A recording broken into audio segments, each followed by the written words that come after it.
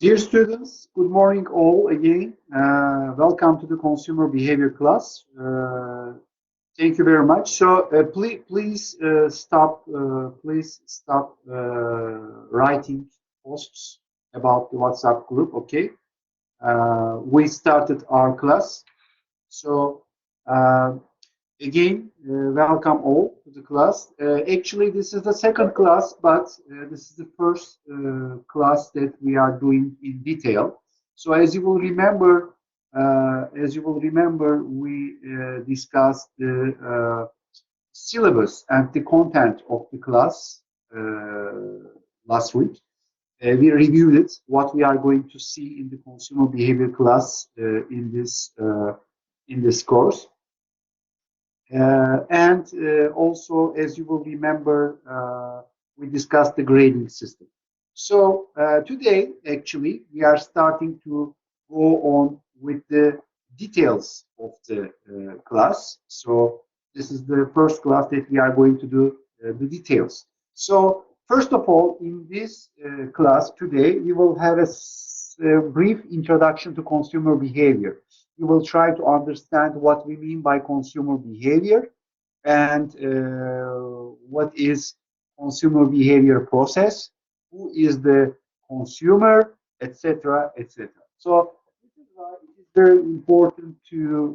is why very important to understand the main terminology and main concepts of consumer behavior, and also having a holistic view of consumer behavior and its relationship with other disciplines and also marketing. So this is the topic of today. Actually, you will understand slowly the consumer, what they look for, how marketers can approach the consumers, how they can affect the consumer behavior, etc. So these are the important things that we are going to see today. So let's start slowly that we should first understand and realize that consumer information, the information of consumers are extremely important for the companies and also marketing, for the success of companies and for the success of marketing management. Why? Because consumer information includes what they really want and need. So this is why it is very important to understand the needs, the desires, and the wants of consumers. So this is received only with collecting the consumer information, consumer characteristics, etc. This is very important. So please make sure that we understood that the consumer behavior and consumer information is crucial for marketing success as well as company success. But who is the consumer then? How we can define the consumer? Consumer is a person, of course, who has a desire or need or want which needs to be fulfilled. And in order to fulfill this need or want, this person looks for somehow products and services which will satisfy this need. So a consumer can be defined as a person who has a need and want which is not met yet, and looks for products and services to satisfy these needs. Generally, for a consumer, a consumption process is composed of three stages. Okay, and this is why it is very important. Dear students, can I ask you something? Could you please stop sharing your mobile phone numbers? I will give you at the end of the class 5 minutes to share your phone numbers. Okay? Please do not write any posts because it's distracting now. So I will give you 5 minutes at the end of the class so you can form your WhatsApp group. Okay? So please do not do anything right now. Thank you. So what is the consumption process? Okay? So when a consumer tries to satisfy the need, there's three stages that he or she should pass: the pre-purchase stage, purchase stage, and post-purchase stage. There are three stages. So we will see the details of it. Now, so how we define the consumer behavior in these stages? So consumer behavior is a process. So is the process of identifying, selecting, purchasing, and using the products and services which satisfy their needs and wants. So when we see a consumer who search for a product, then decides to buy a specific brand, and then buys that and uses that, consumes that, this whole story is the consumer behavior, how they behave in the consumption process. So the study of this class is to understand their behavior, the factors which affect this behavior. Now, as I told you before, the main three stages are pre-purchase stage, purchase stage, and the post-purchase stage. Okay, so in these three stages, consumers try to make the right decision. So in the pre-purchase stage, they are looking for products which will met their needs. So this is why it is important that they will try to understand which product is best for them and how can they find enough information to find this product. So they will look for information from their friends, colleagues, families, internet, or other people in the community to understand which product will solve their problem or will satisfy their needs.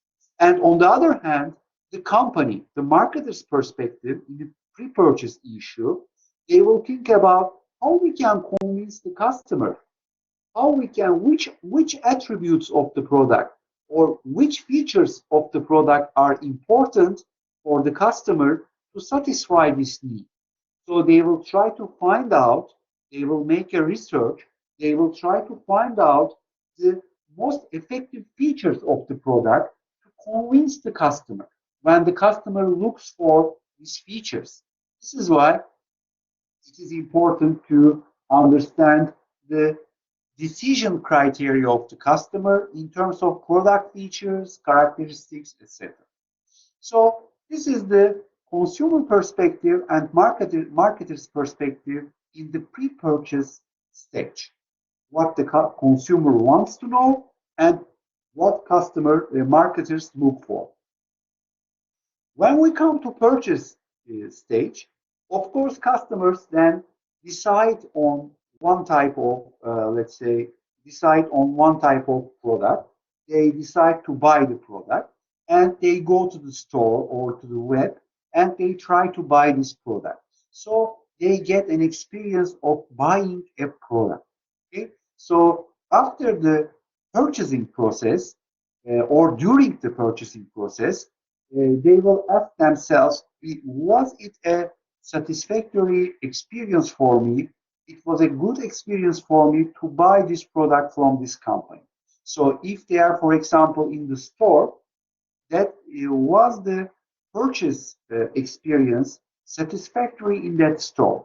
Were there any difficulties or did they face any problems or did they get enough help to make the purchase, etc., etc. So this is what the customers look as an answer in the purchase stage.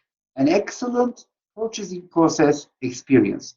How we can get an excellent purchasing experience? It should be easy. It should be enough information. There should be enough information. The payment options should be enough flexible. The transaction process should be secure and also fast, etc. So they are looking for an excellent purchasing experience. On the other hand, what marketers should do at this stage? Marketers should understand what makes an excellent experience for customers in the purchasing process. So what they look for, try to understand which criteria or which store environment is the best for customers to have an excellent purchasing experience in the store. This is very important. So this is why situational factors, time pressure, or the queue in the store atmosphere, transaction process, the cashier service, the staff service, everything is a part of the purchasing experience, and it should be clear cut and excellent for the customer. This is what marketers look for to create such an experience in the purchase stage. And when we come to the post-purchase stage, in this stage, then the customer tries to understand whether is he or she satisfied with the product. Is the product created enough satisfaction for them? Or did they find what they look for? Depending on this answer, they will also look for a new brand, new product, or they will buy the product again from the same company. The answer to this question or their action depends on the answer to the question, am I satisfied, delighted, or not?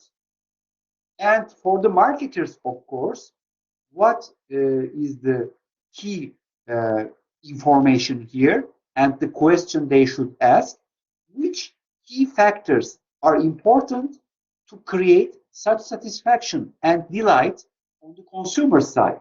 So this is why marketers should understand which types of criteria and product usage can create a fully satisfied customer. They should find an answer to this question in the post-purchase stage to make sure that the customer will buy again from their company. This is very important. So, of course, not all consumers are the same. For example, in our class now, we have around 30 people watching the video, listening to me, and looking at the slides, right? We have 30 different people. None of us, we are the same. We have different needs and preferences. I like a different shoe brand. You like a different shoe brand. You like a different shoe model. I like a different shoe model. This difference is valid on all our preferences about the products and services. I like Coca-Cola, maybe you like Pepsi or Fanta, or maybe you don't want to drive a local car, but you want to drive a BMW, right? So maybe people prefer between BMW and Mercedes, even though they have almost the same price, right? So it depends on the people. So marketers should try to understand consumer behavior. It is very essential. But first of all, they should also try to understand different groups in the community, right? Different customer groups. So this is why we need to implement market segmentation strategies, which means that we are dividing up the market into homogeneous subgroups of consumers. So within this, each group, consumers are very similar. They have similar tastes, preferences, needs, and wants. And between the groups, they are different. So each group is composed of similar consumers, and consumers of one group, they do not have any similarity with the consumers in another group. We should define some criteria and divide up the market based on these differences of the consumers. So this is called the segmentation process. So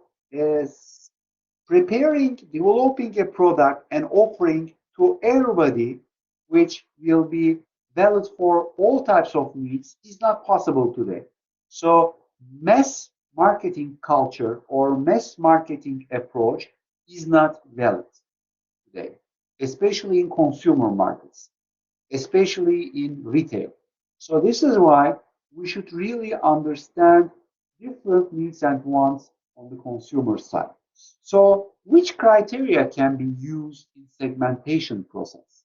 We can segment the market based on demographic criteria or behavioral criteria. So what are these and what we should do, we can see now.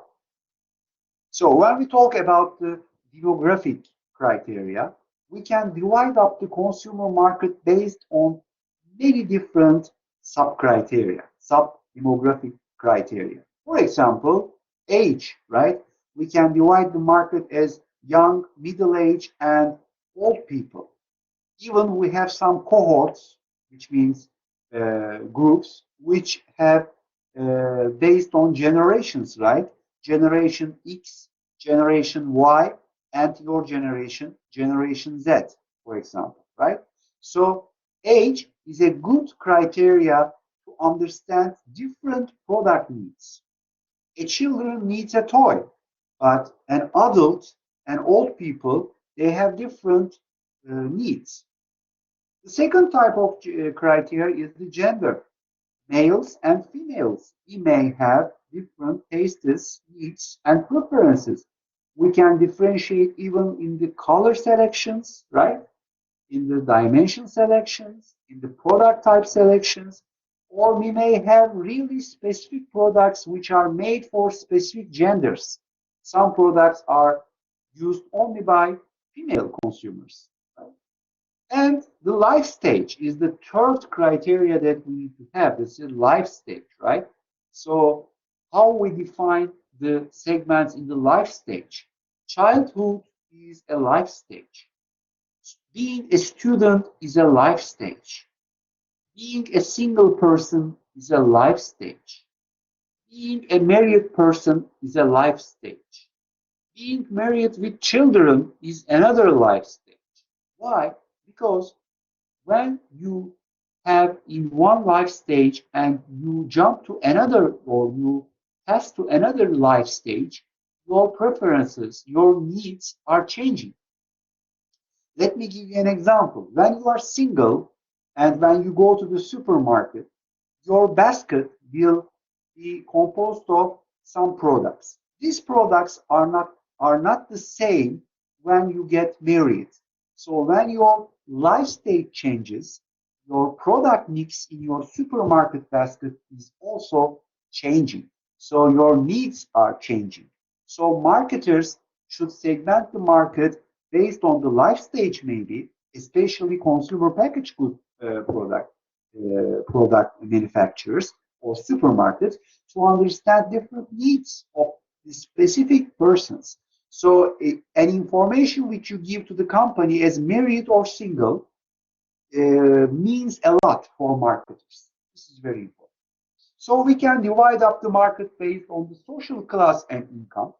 Different social classes and income levels have different type of product needs. High income people may prefer very sophisticated luxury products, but middle income people may prefer a more standard products. Even the same brand can launch different types of products based on the different income segments, right? For example, if you go to Mercedes cars, you can see a entry car model which is cheaper than the other models of Mercedes.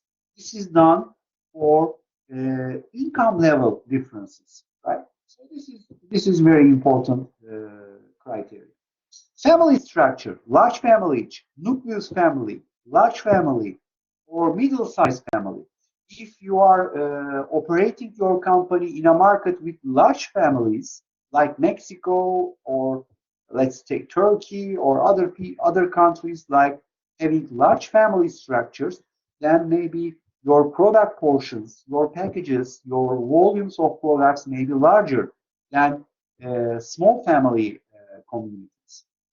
Race and ethnicity is important because it involves the culture of the consumers. This is why you can create or communicate with people, consumers, based on their ethnicity, right?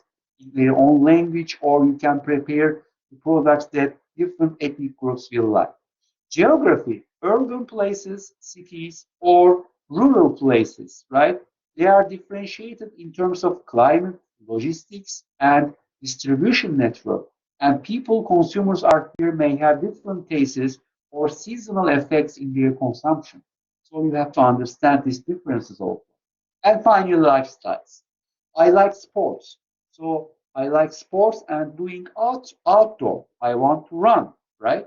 So this is why I need performance shoes. So maybe you can create a collection of shoes, sport shoes, which is very special and performance based for selling it to the people who prefer sports, outdoor sports as a lifestyle, right? So it is always depending on the consumer choices. So in terms of demographics, there are many types of criteria that you can divide up the market and understand the preferences of different consumers. And also we have behavioral segmentation. In the behavioral segmentation, we can divide up the market or our own customers based on their performance. For example, profitability performance. High profitable customers, middle profit customers, and low profit customers may have different approaches from the company. For high profit customers, I may appoint a single customer representative for each customer because they are important customers, key accounts for me. On the other hand, for middle income customers, I may have middle profit customers, I may have one customer representative for each 10 customers, for example. So, and for low profit customers, I may not have any representative, but they may be served from internet branch, for example, or vending machines, etc. So this is how you should approach strategically by making a behavioral segmentation on the market or in your company. Also, we can define in terms of behavior their needs and benefits, and we can divide up the existing customer behaviorally based on their needs and benefits. Yes, so the most important thing is the relationship.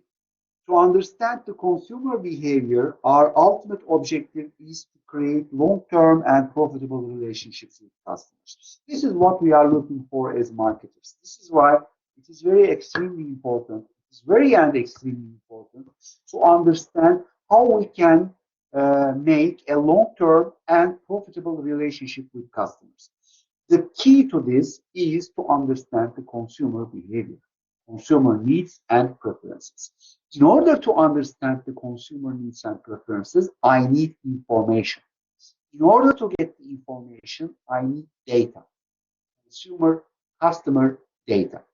In today's world, we have really increasing number, high volume, very fast fluctuating and liquid uh, customer data coming into the system of our companies. So what we do with this data is very crucial. Can we really convert this data into information and then into the insights, which means that valuable information? Can we do it or not? This is very important and we should understand this also. So, consumer behavior is a very complex area of sub area of marketing. And as marketing, consumer behavior borrows many concepts, theories, and principles from many other disciplines. Among these disciplines, we can see, first of all, psychology. When we talk about consumer behavior, of course, we should talk about the psychology of people. Are they really motivated? What they like, what they dislike, how their emotions are affected, how their emotions result in behavior and actions. These are all related with psychology and related theories. semiotics, right? The science which deals with the meaning of signs, symbols. So when we talk about the brand logos, right, or advertisements, graphics, the reflection of these and the effect of these into consumer behavior are the topics of semiotics, and this is related with consumer behavior also. Economics is a crucial thing. Demand and supply, the level of prices which affect consumer behavior, their decisions, right? So these are all handled under the economy. So macroeconomic and microeconomic rules, principles, theories are also reflected in the consumer behavior area. Sociology, right? Sociology is the study of society. Consumers are living in the society, how they are affected by the society and groups they live in. This is the topic of sociology. History. Why? Because historical events affect consumer behavior. When you look at the history, there are many trends, social trends, and movements which affect consumer behavior. Anthropology. Culture, consumer culture, how culture affects their consumption is very crucial. And this is the topic of anthropology. And finally, of course, demographic trends, they affect consumer behavior. So demography, the study of population is very important, and it is crucial to understand the trends and the criteria factors which affect consumer behavior. As you see, there are many disciplines and sciences which affect consumer behavior sub-discipline of marketing. This is very important. Now, of course, consumers look to satisfy their needs and wants, their preferences, but there's one crucial thing. Consumers do not like unethical people and businesses. None of us will like unethical people. As companies are like people, which make business with the consumers, consumers will not like unethical practices of companies. So, first of all, the organization should really behave ethically. Business ethics is an important thing for the success of companies and their reputation. How we define business ethics? These are the rules of conduct, rules of practice that guide actions in the marketplace. So every company is obliged, have to act in accordance with business ethics, which is very important. So every company should be honest, trustworthy, fair, and should respect the consumer. Should have respect to the consumer. These are very important. Generally, marketing discipline is criticized from three points actually. The first point is that, as a question, asks that do marketers create artificial needs? This is really a question. Is a marketing guy really creates an artificial need, a real need, or an artificial need? This is very important. Some of people answer this question by saying that yes, marketing guys, unfortunately, they are creating unreal needs. So they try to convince the customers that they need something, but generally they don't need that. Some people think like about this, about marketing practices. But some other people think that no, it is not true. The need is already there, but marketers try to uh, recommend a solution for satisfying that need. So what they are really doing is that they make people aware of their needs and to fulfill that need, not to create which a need which is not existent. So one group of people believe that marketing creates superficial, artificial needs and try to convince people that they need that.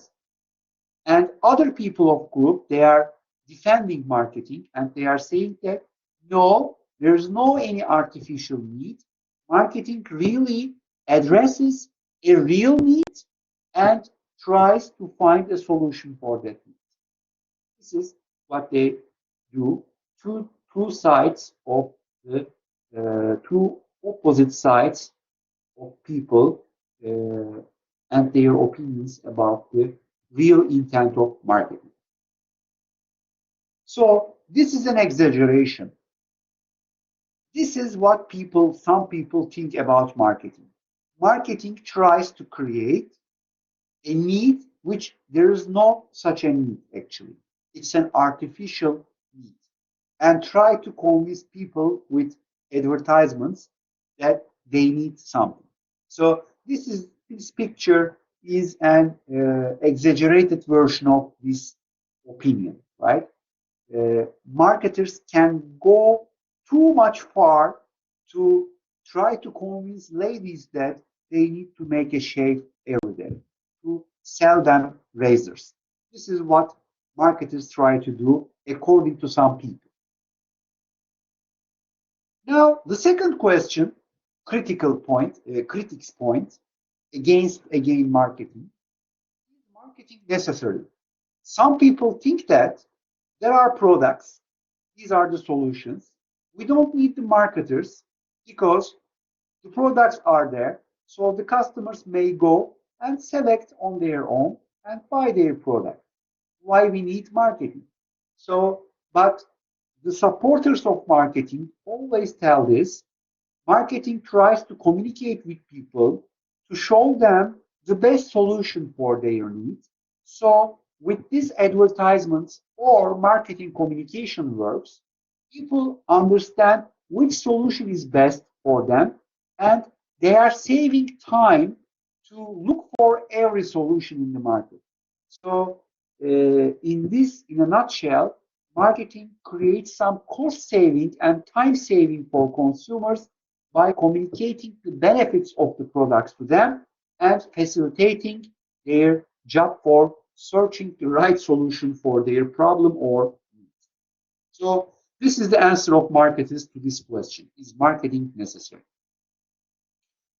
And the third question, the third critics is related with the miracles. Do marketers promise miracles? So I sometimes I agree with this a little bit. Yes, I mean what we mean by this miracles. So generally, using advertisements or some successful people or celebrities, generally marketers try to convince people that if they use that product or if they buy this product, they will be perfect ladies and they will be very strong, or at least they will be very successful businessmen. They will live forever. They will be very healthy. They will look very healthy. So these are the really high level promises that marketers are doing. But somehow, uh, these are all mainly made especially made in the luxury products or high image based products. So they try to impose some very, let's say, extra influential effects and promises. So somehow these are not true, of course, but they are trying to influence the emotions to motivate people. And this is why the answer for this question is yes. Generally, marketers try to manipulate the consumers. But on the other hand, consumers are not idiots. They understand what they are trying to do, these marketers. And this is why most of the new products, sometimes, they are failing without any sales or very poor sales. So this is why although marketers try to convince the people, try to give extraordinary promises to them, and they are just promising the things, for example, the things that they are really don't, they are really trying to get this product to have things that will never realize, like being very handsome, etc., etc. But still, they believe or they feel them happy about using these products. So emotions drive them to buy these products, even sometimes they don't believe it.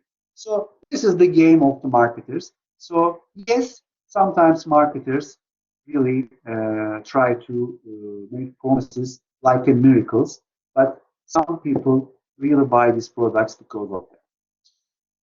Yes, so yes, consumers try to fulfill their needs and wants, and they buy one product. It's okay, but they don't make the right decisions all the time. So when they buy the product, sometimes they become dissatisfied. They are not happy about the performance of the product. They don't find what they expect from this product. So in these circumstances, in these cases, these people generally create three types of actions. So their reaction to this situation as a consumer can be three types. The first reaction, if there's a problem with the product, they raise their voice and they go to the company, they appeal to the company, and they explain their complaint. And they ask for a new product or they ask for a refund, for example. This is one way they are doing. They are raising their voice to the company and they are articulating their dissatisfaction and they claim something. This is the first thing they do, some consumers. But some consumers do not prefer this. They stay silent to the company, but they raise their voice to their community, to their family, to their friends, to their co-workers, to the social media. This is very dangerous because when people raise their voice to the social media, to their community, then they may create a wave of negative word of mouth about the company.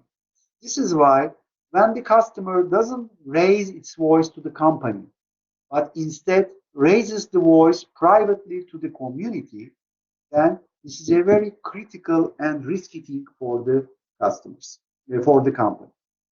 And the third reaction type can be third party response. Maybe the customer will go and appeal for legal action to the lawyers or other bodies. This is also critical, and companies should avoid also this one. So the best thing is to encourage customers to complain to the company, raise their voice to the company, articulate their problem so they can find a solution with the company without going privately to the community or legally to the third parties. This is very important. This is why it is extremely critical for the companies to hear from their customers. If they don't hear from the customers and the customer is dissatisfied, they will never buy the product again. But if the problem is solved, they may buy. So this is very critical. And among these three reactions of the customer, the first one is the safest one for the company. The other two are very dangerous and risky for the prestige and reputation of the company, and it may harm the company performance in the market. Look what they wrote on the pedestrian walkways. Friends don't let friends drink Starbucks. So this is written by a people, consumers who don't like the practices of Starbucks or prices of Starbucks or somehow they have some type of dissatisfaction.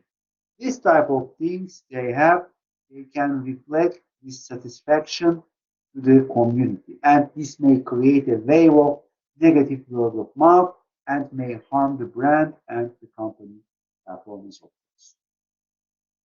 So generally, there are many things that which of the three decisions, reactions we will do as consumers. Generally, when people take action, these products are generally those products which are not really inexpensive products. But generally, people take one of these three actions when they have a dissatisfaction with a product which is expensive, like electronics, household durables, cars, clothing, branded clothing, luxury products, etc.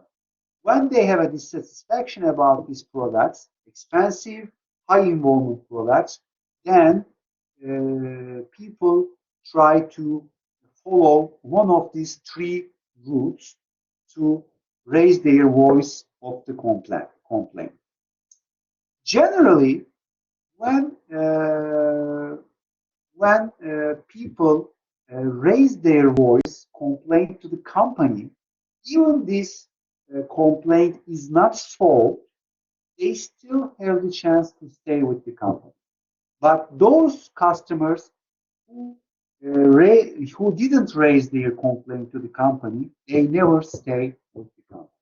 So the critical thing for the customer is to be listened. The second thing is the solution of the problem. But the first thing is to be listened by the company, cared by the company. This is valued by the company. This is very critical for the customers, and you should do this as a company. You should care and value your customers. This is very important. Now, of course, what are the benefits of getting a complaint from customer? First of all, you can solve the problem of the customer, and the customer will be delighted and will stay with you because, again, he or she is valued, cared by the customer, and also his or her problem is also solved. This is very good. Second, they will not escalate, which means they will not distribute this negative word of mouth to the rest of the community.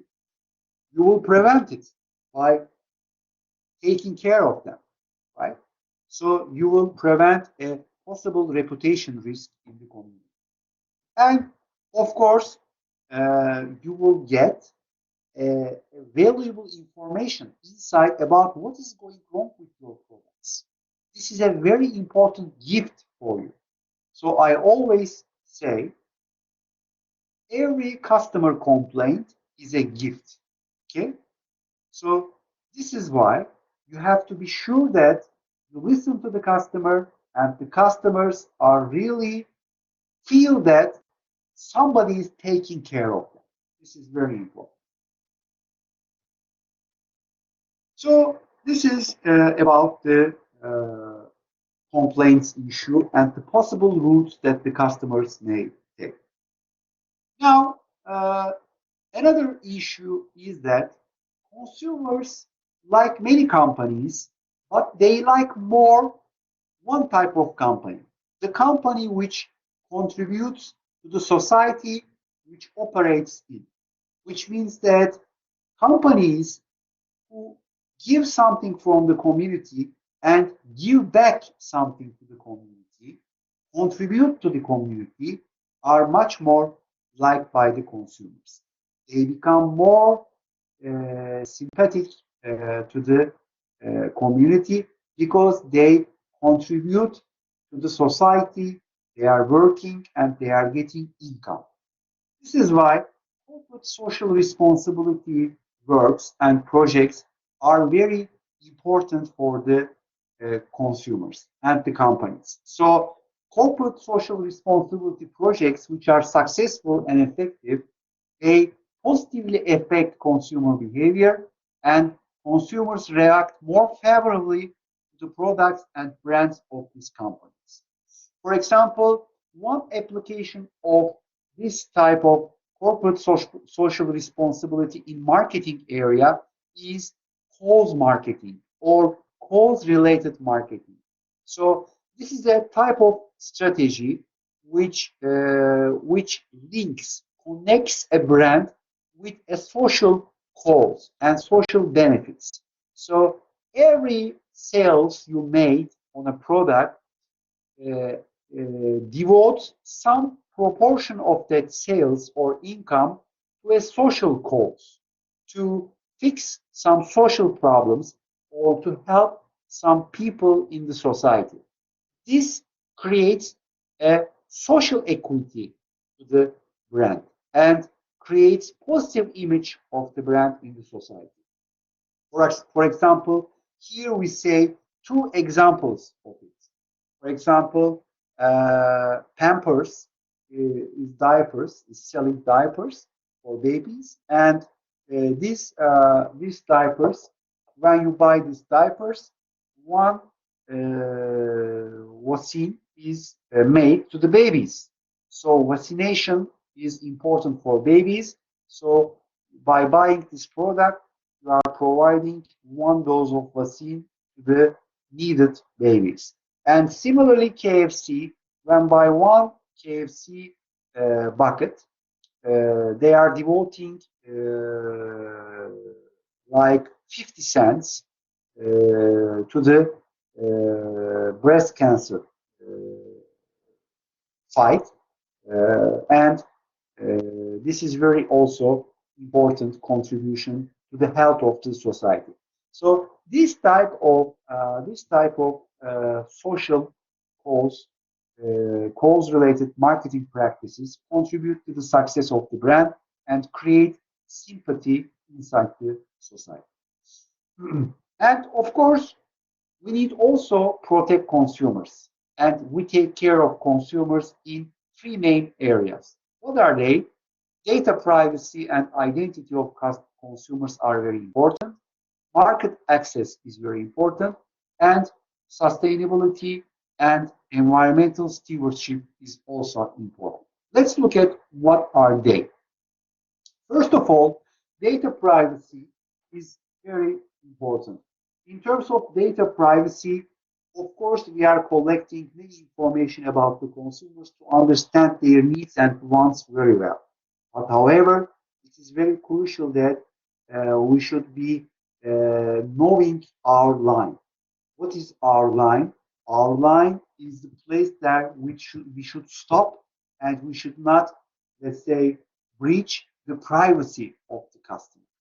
So some information is very private, and as a company, we should not take it, collect it, and use it without the consent, explicit consent of the consumers.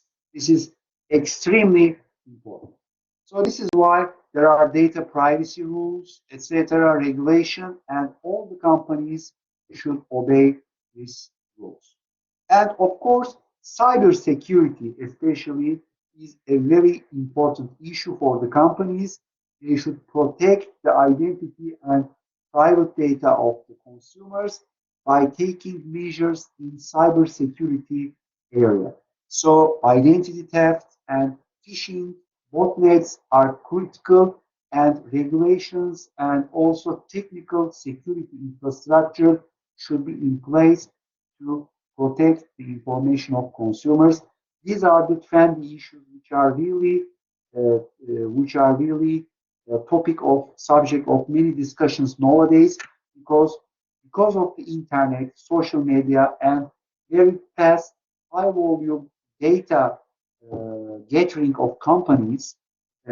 Customer privacy and data security are very crucial topics nowadays. The second protection area is the market access. Those consumers with disabilities are having very big difficulties to reaching to the goods and services. I read an article, a research study recently in Turkey.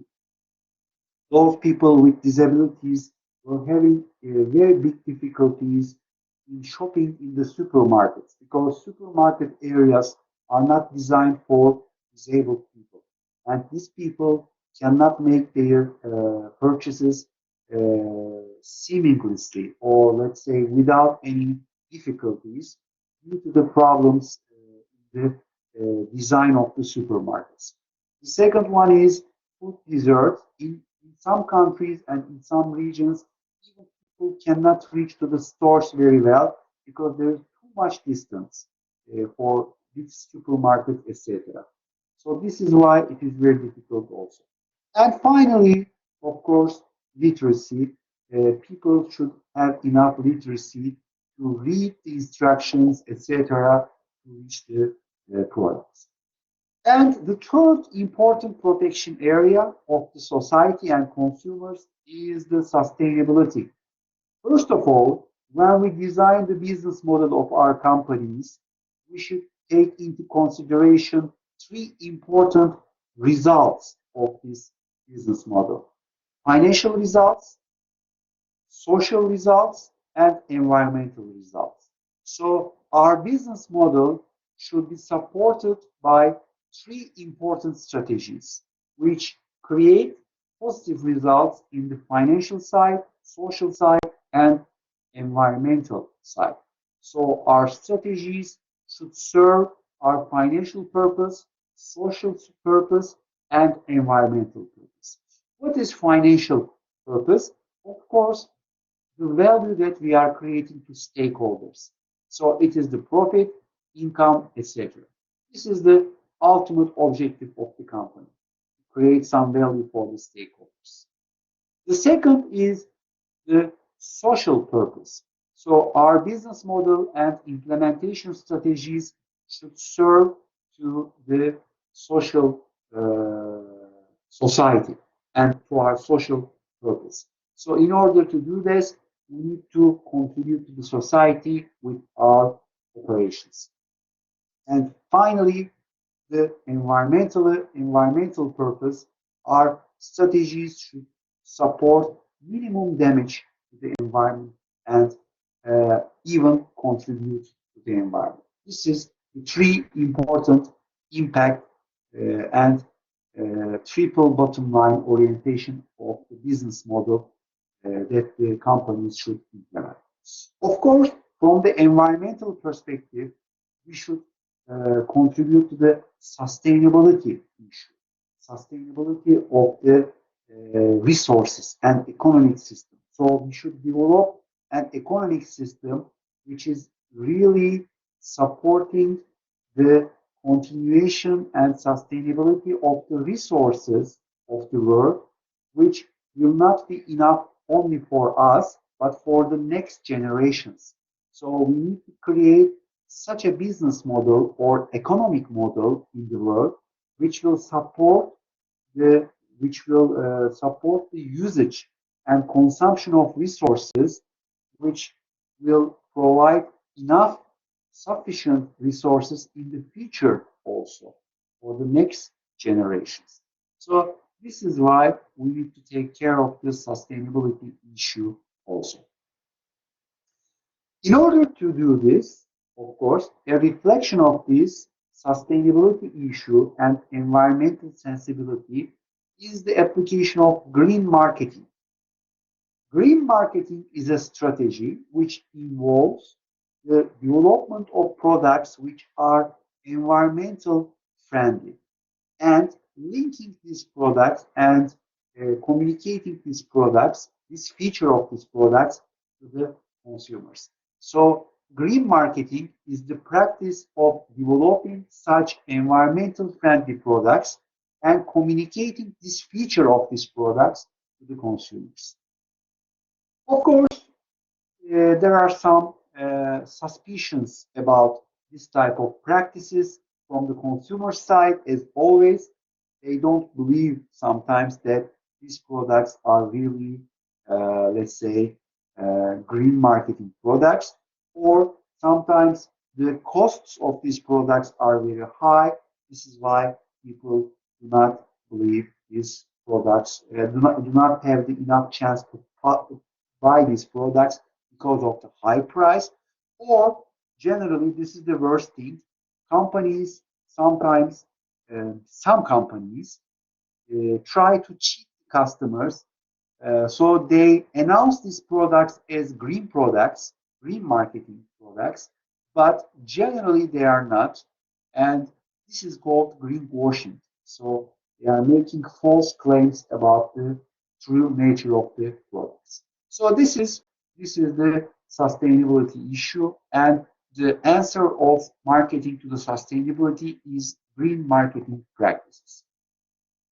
So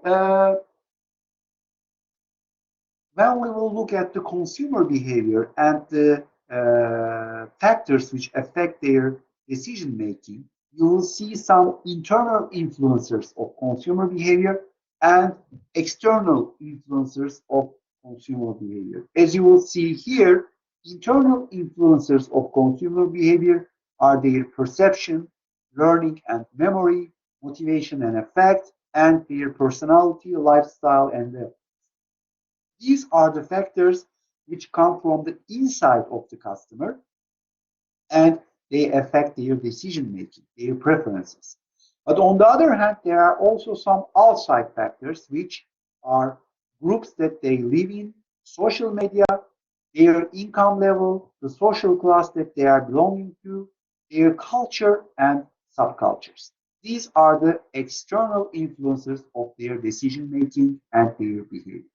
And together with internal and external influencers, consumers create a formation of attitudes. They create an attitude towards the brands, companies, and products, and these attitudes influence their decision making.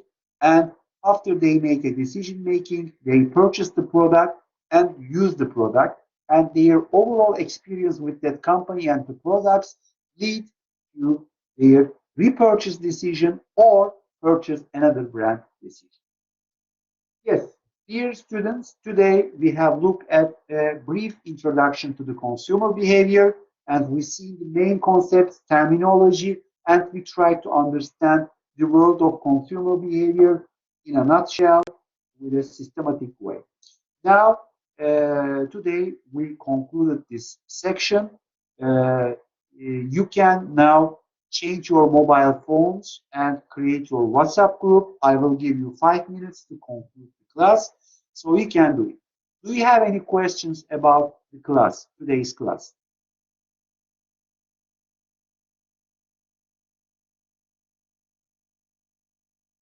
Okay, thank you. Thank you. All presentations will be uploaded, and you can also watch the video. So everything will be there, no problem.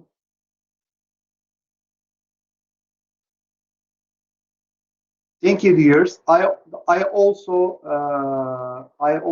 take presentation for your information in the classes. So please come to the classes, every class. It is compulsory. Okay, thank you very much. And you can just create your WhatsApp group, exchange your mobile phones.